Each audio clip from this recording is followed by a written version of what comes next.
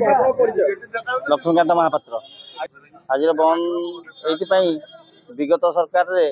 बेगुनिया को गत सरकार एनएसी घोषणा किंतु ए सरकार जो प्रथम 12टी एनएसी घोषणा कर बेगुनियार स्थान ना किंतु स्थान ना ये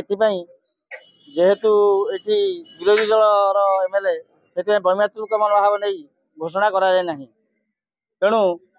जनसाधारण ग्रामवासी मिसी आम निष्पत्ति नेलु जे आम आज बेगुनिया बंद करूँ 8 घंटा यही परिप्रेक्षी जनसाधारण दुकानी भाई मैंने गाँव सभापति गाँव मुखिया मैंने पूर्ण मात्रा सहयोग कर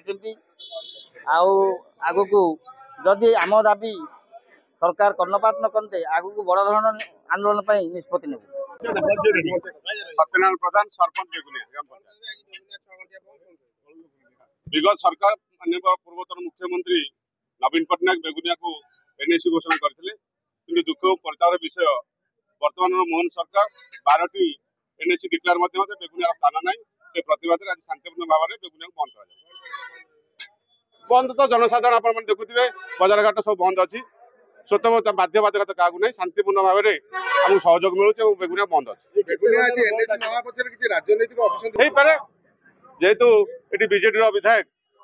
निश्चित भाव में भय लगुच कौन एनएसी जना पड़ कौन स्थिति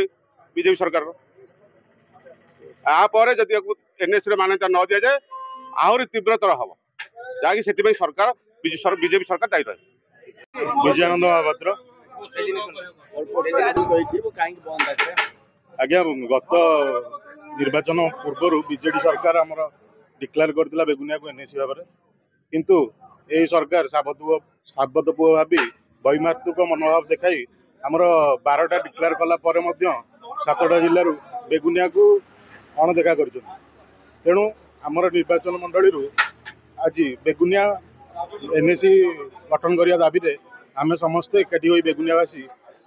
आंदोलन को ओह्लैचु एवं बेगुनिया को बंद सब बंद रही बेगुनिया निर्वाचन मंडली बेगुनिया हेडक्वार्टर सब बंद रहा सब बंद करा